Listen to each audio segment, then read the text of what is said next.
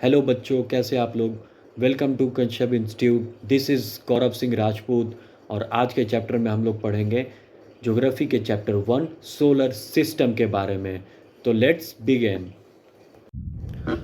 तो बच्चों, जैसा कि अभी हम पढ़ेंगे सोलर सिस्टम के बारे में, जो कि हमारे चैप्टर 1 ज्योग्राफी का है। बट उससे पहले आप ये समझ लो, अगर मैं आप लोग से कहूँ कि जिस पृथ्वी की ज़मीन पे आप लोग बैठे हो वो आज से तकरीबन 450 करोड़ साल पहले 850 डिग्री की तापमान से उबल रहा था, या वो जगह लाखों सालों से ढकी हुई थी, बर्फ से ढकी हुई थी।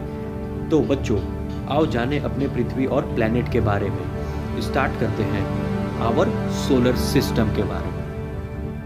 जिस जगह आज हमारा सौरमंडल है, वहाँ विभिन्न प्रकार की गैस और धूल के बादल हुआ करते थे।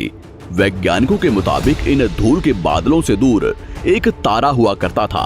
वक्त के साथ साथ उस तारे की ऊर्जा कम होने लगी, जिसके कारण उसके अंदर एक विशाल विस्फोट हुआ। विस्फोट की वजह से अंतरिक्ष की ये धूल एक दूसरे से दबने लगी। इस दौरान बादलों में स्थित धूल के कण दबाव और गर्मी के कारण बड़े उल्कापिंड और पत्थरों में परिवर्तित हो चुके थे, और इसी दबाव की वजह से इन बादलों में स्थित रेडियो एक्टिव पदार्थ ने ग्रेविटी का निर्माण किया। इस ग्रेविटी के कारण बीच में हाइड्रोजन और हीलियम इकट्ठा होने लगे। बीच के इस भयंकर दबाव के कारण एक विशाल विस्फोट हुआ, और इसी विस्फोट के कारण हमारे सूरज का जन्म हुआ। अंतरिक्ष में फैले एस्ट्रॉयड यानी क्षुद्र ग्रहों में भारी वजन की वजह से सूरज के करीब आकर सूरज की परिक्रमा करने लगे। धीरे धीरे इन्हीं एस्ट्रॉयड में भारी टकराव हुआ, जिसके फलस्वरूप मरकरी, विनस, अर्थ और मार्स जैसे ग्रहों का निर्माण हुआ। वैज्ञानिकों के मुताबिक उस वक्त पृथ्वी और मार्स यानी मंगल ग्रह के बीच थिया नामक ग्रह सूरज की परिक्रमा किया करता था। पृथ्वी पर ग्रेविटी होने की वजह से सूरज की परिक्रमा करने वाले एस्ट्रॉयड अब पृथ्वी की परिक्रमा करने लगे, और धीरे धीरे करोड़ों सालों तक ये पृथ्वी पर गिरते रहे।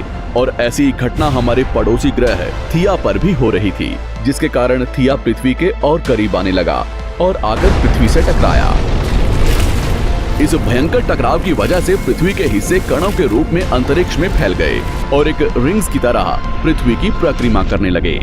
इन्हीं परिक्रमा करते हुए कणों में टकराव होने लगा, जिसके कारण हमारे चांद का निर्माण हुआ।